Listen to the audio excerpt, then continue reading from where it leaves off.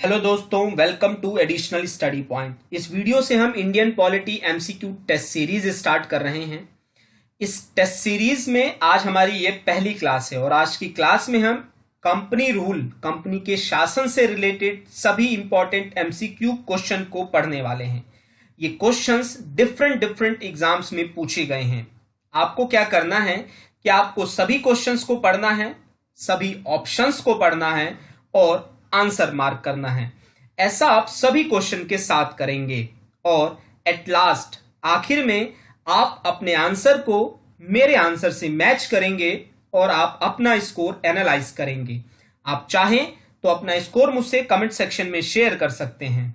दोस्तों, इस MCQ series का मोटिव है कि अगर आपने एक पर्टिकुलर टॉपिक की थ्योरी क्लास को कवर कर लिया और उस पर्टिकुलर टॉपिक की एमसीक्यू क्लास को कवर कर लिया है, दैट मीन्स कि आप उस टॉपिक में 96 to 99% पार्ट अच्छे से पढ़ चुके हैं और यही मेरा मोटिव है। अगर आपने इतना पार्ट अच्छे से पढ़ लिया तो आप उस टॉपिक से रिलेटेड जितने भी क्वेश्चन, जितने भी एमसीक्यू आपके एग्जाम में आएंगे, आप उसमें बहुत ही बेहतर परफॉर्म कर पाएंगे। So best of luck, let's start. पहला क्वेश्चन है दोस्तों, भारत में ईस्ट इंडिया कंपनी के शासन की समय अवधि क्या थी? इस क्वेश्चन के लिए आपके पास 4 ऑप्शन हैं। आप चाहें तो यहां वीडियो को रोक के 5 से 10 सेकंड का टाइम इस ऑप्शंस को पढ़ के सोचने में लगा सकते हैं। इस क्वेश्चन का सही आंसर है ऑप्शन ए, 1773 से 1858। 1773 में सबसे पहला एक्ट आता है रेगुलेटिंग एक्ट 1773, जो British government east India company को रेगुलेट करने के लिए लेके आती है और ये कंपनी का शासन चलता है चार्टर्ड एक्ट 1853 तक, जो 1858 तक वैलिड था। तो ये जो टाइम पीरियड है, इस टाइम पीरियड को हम कंपनी के शासन के नाम से जानते हैं। देखिए, शासन जो था वो ब्रिटिश गवर्नमेंट का ही था, बट यहां पे जो शासन हो रहा है इस टाइम पीरियड में, तो ब्रिटिश गवर्नमेंट ने ईस्ट इंडिया कंपनी को कहा है कि आप हमारे बिहाफ पे शासन करें, तो इसीलिए हम इसे कंपनी रूल पढ़ते हैं। बट अगर इस क्वेश्चन का लैंग्वेज होता कि क्राउन का जो शासन है, जो क्राउन है, जो ब्रिटिश गवर्नमेंट है, उसका भारत पे शासन का टाइम पीरियड क्या है, तो वहां आपका ऑप्शन बी हो जाता दोस्तों। 1858 से 1947 तक का टाइम पीरियड हम क्राउन के शासन को कहते हैं। तो यहां इन दोनों चीज में आई होप कि आपको एक छोटा सा अंतर जो है वो समझ में आ गया होगा। मूव करते हैं अपने सेकेंड क्वेश्चन, दूसरा क्वेश्चन है हमारा, सूरत में एंकर करने वाली, लंगर डालने वाली फर्स्ट कंपनी शिप का नाम क्या था? आपके सामने 4 ऑप्शन हैं, black Perl, Hector, La Santa Maria और एचएमएस विक्ट्री। इस क्वेश्चन का दोस्तों सही आंसर हो जाएगा ऑप्शन बी, हेक्टर। इस जहाज हेक्टर से एक व्यापारी, हम कह सकते हैं सर विलियम हॉकिंस जो हैं, वो जहांगीर के, मतलब सबसे पहले तो वो सूरत आए और वो जहांगीर के दरबार में आते हैं। तो सर विलियम हॉकिंस का नाम आप याद रखेंगे, जो इसी जहाज हेक्टर से आते हैं सूरत में। ठीक है, अब यहां पे ऑप्शन सी के बारे में एक इंपॉर्टेंट फैक्ट मैं आपको बताता हूं जो आपको याद रखना है। ये जो ला सांता मारिया शिप है, ये उन 3 शिप में से एक शिप था जिस शिप का यूज जो है वो कोलंबस ने किया था। इस शिप का यूज कोलंबस ने किया अपनी अटलांटिक की यात्रा के दौरान। तो अटलांटिक ओशन की जो यात्रा उसने की, उस यात्रा के दौरान इस शिप का यूज किया गया। और बाय द वे ये जो शिप है, ये उन तीनों में सबसे बड़ा शिप था। तो आप ये एक छोटा सा फैक्ट ऑप्शन सी के बारे में याद रख सकते हैं। कोलंबस के द्वारा यूज किया गया अटलांटिक ओशियन की यात्रा के दौरान 3 शिपों में से सबसे बड़ा शिप। चलिए मूव करते हैं तीसरे क्वेश्चन की तरफ। तीसरा क्वेश्चन है दोस्तों, 1615 में लड़ी गई बैटल ऑफ स्वैली। जो 1615 में बैटल ऑफ स्वैली लड़ी गई है, ये लड़ाई किन किन के बीच में लड़ी गई? आपके पास 4 ऑप्शंस हैं। इस क्वेश्चन का सही आंसर होगा ऑप्शन सी, ब्रिटिश और पोर्तुगीज के बीच। इस लड़ाई का रिजल्ट होता है कि जो ब्रिटिश है वो ब्रिटिश इस लड़ाई को जीत जाती है। इंग्लैंड जो है, ब्रिटिश ईस्ट इंडिया कंपनी जो इस लड़ाई को जीत जाती है और अब सूरत के व्यापार पर उनका पूरा एकाधिकार हो जाता है, मोनोपोली हो जाती है। मूव करते हैं अपने चौथे क्वेश्चन की तरफ। चौथा क्वेश्चन है दोस्तों, who was the first nawab of Bengal? Bengal का पहला नवाब कौन था? और यहां चार ऑप्शन है, चार ऑप्शन में आपका सही आंसर होगा ऑप्शन ए, मुर्शिद कुली खां। यहां दोस्तों कुछ और इंपॉर्टेंट बात, सबसे पहले बात करते हैं अलीवर्दी खान की। अलीवर्दी खान बंगाल के नवाब रहे सन 1740 से 1756। ये जो टाइम पीरियड है, इस टाइम पीरियड पे वो बंगाल के नवाब रहे। इनको जाना जाता है, इन्होंने दोस्तों 2 करोड़ रुपए खर्च किए। इन्होंने 2 करोड़ रुपए किसको दिए? मुगल एम्परर को दिए। किस चीज के लिए? इन्होंने अपनी पोस्ट, जो पोस्ट पे ये बैठे हुए, दैट वाज नवाब, नवाब की पोस्ट को लीगलाइज करने के लिए ये 2 करोड़ रुपए खर्च किए थे, जो इन्होंने मुगल एम्परर को दिए थे। ये आप अलीवर्दी खान के बारे में याद रख सकते हैं। ऑप्शन थर्ड है दोस्तों सिराजुद्दौला। सिराजुद्दौला के बारे में कहा जाता है ये फ्री बंगाल, स्वतंत्र बंगाल के आखिरी नवाब थे। अगर ये फोर्थ क्वेश्चन का लैंग्वेज ऐसा होता कि फ्री बंगाल के लास्ट नवाब कौन थे, तो वहां आपका ऑप्शन सी सही होता, सिराजुद्दौला। सिराजुद्दौला की हार होती है प्लासी के बैटल में, जहां मीर जाफर ने इनके साथ विश्वासघात किया और अब जो है बंगाल किसके पास चला गया है? ब्रिटिश के पास चला गया, ब्रिटिश हुकूमत के पास चला गया था बंगाल, मतलब ईस्ट इंडिया कंपनी के पास। चलिए मूव करते हैं अपने नेक्स्ट क्वेश्चन, पांचवा क्वेश्चन। पांचवा क्वेश्चन है कि जब रेगुलेटिंग एक्ट 1773 को पारित किया गया, उस समय ब्रिटेन के प्रधानमंत्री कौन थे? आपके सामने चार ऑप्शन है, विलियम पिट, बोरिस जॉनसन, विंस्टन चर्चिल और लॉर्ड नॉर्थ। इस क्वेश्चन का सही आंसर है दोस्तों हमारा ऑप्शन डी, लॉर्ड नॉर्थ। सीधा ऑप्शन डी आप नाम याद रखेंगे। क्वेश्चन 6, बंगाल के गवर्नर जनरल को निम्नलिखित में से किस अधिनियम के द्वारा नॉमिनेट किया गया है? वो कौन सा एक्ट है जिस एक्ट के थ्रू बंगाल के गवर्नर जनरल को नॉमिनेट किया गया? चार option A, B, C, D. सही आंसर है दोस्तों इसमें आपका ऑप्शन ए, रेगुलेटिंग एक्ट 1773। और यहां एक बेसिक क्वेश्चन याद रखेंगे, अगर क्वेश्चन पूछा जाता है कि फर्स्ट गवर्नर ऑफ जो बंगाल हैं वो कौन थे, तो आपको उनका नाम याद रखना है, Lord Warren Hasting. Lord Warren Hasting जो थे वो first governor general of Bengal बने थे। मूव करते हैं अपने सातवें क्वेश्चन की तरफ। सातवां क्वेश्चन है, under which act was the supreme court established in कैलकाता? Calcutta में किस अधिनियम के तहत सर्वोच्च न्यायालय की स्थापना की गई? दोस्तों ये जो सर्वोच्च न्यायालय है, सबसे पहले ये याद रखेंगे इसका जो टाइम पीरियड है वो है 1774 में ये बना। ठीक है, तो आप यहां से आइडिया लगा सकते हैं कि इसका एक्ट क्या हो सकता है। ऑप्शन ए जो है इसका सही आंसर हो सकता है रेगुलेटिंग एक्ट 1773। यहां पे जो कलकत्ता सर्वोच्च न्यायालय में 3 जज थे और एक जो थे वो चीफ जस्टिस थे, तो आपको यह भी याद रखना है कि जो 3 जज और एक चीफ जस्टिस की बेंच थी जब वो सबसे पहले कलकत्ता में सुप्रीम कोर्ट एस्टैब्लिश हुआ था, तो ऑप्शन ए इसका करेक्ट आंसर। मूव करते हैं दोस्तों 8वें क्वेश्चन की तरफ।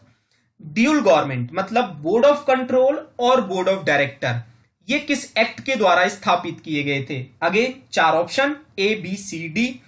इस क्वेश्चन का सही आंसर है दोस्तों option B, Pitt India act 1784। यहां पे एक इंपॉर्टेंट फैक्ट आप क्या याद रखेंगे, मेंबर्स बोर्ड ऑफ कंट्रोल की संख्या जो थी वो 6 थी और बोर्ड ऑफ डायरेक्टर में जो मेंबर की संख्या थी वो 24 थी। ये नंबर्स भी आपको याद रखने हैं और इस क्वेश्चन का आपको आंसर भी याद रखना है। मूव करते हैं अपने 9वें क्वेश्चन की तरफ। हमारा 9th क्वेश्चन है कि वो कौन सा एक्ट है जिस एक्ट ने कंपनी के कमर्शियल और पॉलिटिकल फंक्शन के बीच में एक लाइन ड्रॉ कर दी, उसको सेपरेट करने की कोशिश की। इस क्वेश्चन के लिए आपके पास अगेन 4 ऑप्शन हैं और इस क्वेश्चन का आंसर हो जाएगा पिट्स इंडिया एक्ट 1784। पिट इंडिया एक्ट जो है ये इस क्वेश्चन का सही आंसर, मतलब ऑप्शन बी जो है वो इस क्वेश्चन का आपका सही आंसर हो जाएगा। मूव करते हैं क्वेश्चन 10th, 10वां क्वेश्चन। 10वां क्वेश्चन है दोस्तों कि वो कौन सा एक्ट है जिस एक्ट ने भारत में ईसाई मशीनरी, ईसाई धर्म गुरुओं को आने की अनुमति दी? 4 ऑप्शन है ए, बी, सी, डी। यहां आपको आंसर मार्क करना है। इस क्वेश्चन का सही आंसर होगा ऑप्शन डी, चार्टर्ड एक्ट 1813। इसी एक्ट में कहा गया कि अब क्रिश्चियन मिशनरी, ईसाई के धर्म गुरु भारत आ सकते हैं और अपने धर्म का प्रचार और प्रसार कर सकते हैं। तो 10th क्वेश्चन बहुत ही इंपॉर्टेंट क्वेश्चन है, आप इस क्वेश्चन को जरूर याद रखिएगा। मूव करते हैं अपने अगले क्वेश्चन 11वें क्वेश्चन को। 11वां क्वेश्चन दोस्तों है कि कौन सा एक्ट है जिस एक्ट को एक कंक्रीट स्टेप कहा जाता है भारत की आधुनिक शिक्षा, भारत की मॉडर्न एजुकेशन में एक कंक्रीट स्टेप किस एक्ट को कहा जाता है। इस एक्ट में कहा गया था कि कंपनी को, अब ईस्ट इंडिया कंपनी को 1 लाख रुपए हर साल खर्च करने थे इंडियन की एजुकेशन पे। तो ये जो बात है ये पहली बार कही गई। ये जो बात थी, एजुकेशन टर्म जो था, ये फर्स्ट टाइम यूज किया था ब्रिटिश ने। इससे पहले ब्रिटिश जो है वो एजुकेशन पे उन्होंने कभी ध्यान नहीं दिया, बट ये एक्ट पहली बार इस एक्ट में कहा गया कि अब कंपनी को 1 लाख रुपए खर्च करना मैंडेटरी कर दिया गया। इसीलिए हम इसे कंक्रीट स्टेप कहते हैं इंडिया की मॉडर्न एजुकेशन में। तो ये इस क्वेश्चन का आंसर हो जाएगा दोस्तों ऑप्शन ए, चार्टर्ड एक्ट 1813।